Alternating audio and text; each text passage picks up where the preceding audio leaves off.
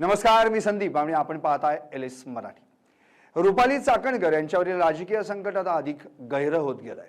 कारण सुरुवातीला कोणताही संबंध नाही बोलणाऱ्या चाकणकरांना अखेर आता सुनेत्रा पवारांच्या आदेशानंतर राष्ट्रवादी महिला प्रदेशाध्यक्ष पदाचाही राजीनामा द्यावा लागलाय।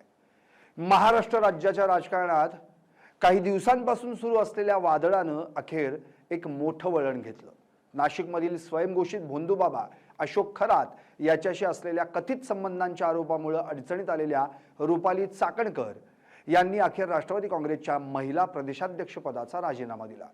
सूत्रांनी दिलेल्या माहितीनुसार पक्षाच्या वरिष्ठ नेत्या आणि उपमुख्यमंत्री सुनेत्रा पवार यांनी फोनवरून दिलेल्या स्पष्ट आदेशानंतर चाकणकर यांनी हे पाऊल उचललं। या राजीनाम्यामुळे चाकणकर यांच्या झंझावाती राजकीय कारकिर्दीला सध्या तरी पूर्णविराम लागल्याची चर्चा राजकीय वर्तुळात रंगली आहे। नाशिकमधील अशोक खरात या भोंदूबाबाला नुकतीच एका गंभीर गुन्ह्यात आणि बलात्काराच्या आरोपाखाली अटक करण्यात आली। खरातच्या अटकेनंतर सोशल मीडियावर त्याचे राजकीय नेत्यांसोबतचे फोटो आणि व्हिडिओ मोठ्या प्रमाणावर व्हायरल झाले।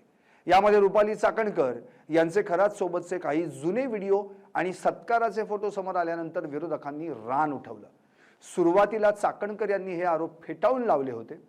सार्वजनिक जीवनात काम करताना अनेक लोक भेटायला येतात, फोटो काढतात, याचा अर्थ आमचा त्यांच्या कृत्याशी संबंध असतो असं होत नाही, अशी भूमिका त्यांनी मांडली होती।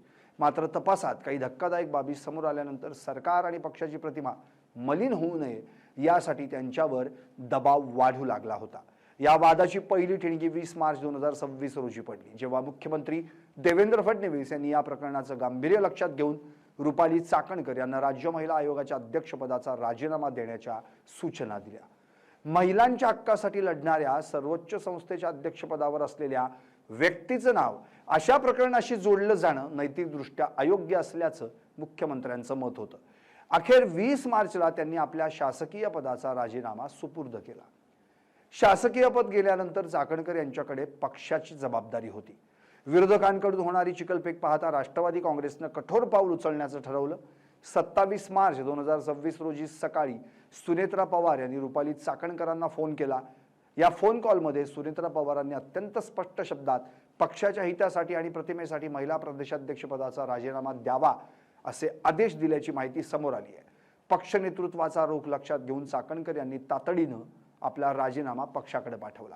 यामुळे एकाच आठवड्यात चाकणकर यांनी 2 महत्त्वाची पदं गमावली आहेत। रुपाली चाकणकर या राष्ट्रवादी काँग्रेसमधील अत्यंत आक्रमक आणि प्रभावशाली नेत्या मानल्या जातात।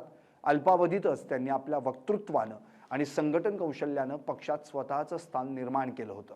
मात्र अशोक खरात हे प्रकरण त्यांच्यासाठी राजकीय फास ठरलंय। विरोधकांनी या प्रकरणाचं भांडवल करत चाकणकर यांच्या आर्थिक व्यवहारांचीही चौकशी करण्याची मागणी केली आहे। पक्षांतर्गत सूत्रांच्या मते सध्या तरी चाकणकर यांना साइडलाईन करण्यात आलंय। जोपर्यंत या प्रकरणातून त्यांचं नाव पूर्णपणे बाहेर पडत नाही तोपर्यंत त्यांना पुन्हा कोणतीही मोठी जबाबदारी मिळण्याची शक्यता कमी आहे। या संपूर्ण प्रकरणाची व्याप्ती पाहता राज्य सरकारनं विशेष तपास पथक नियुक्त केलंय।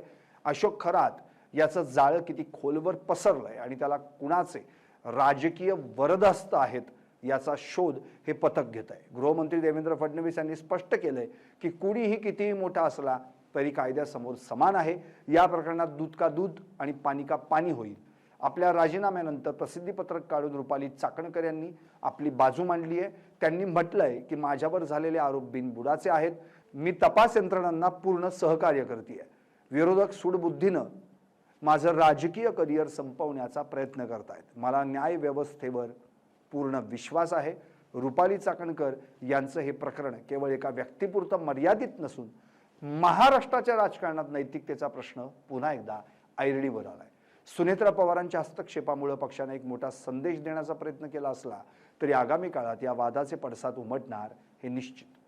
बरं, हे कमी होतं की काय म्हणून काही तासातच नरहरी झिरवाळ यांचंही व्हिडिओ प्रकरण गाजू लागलं।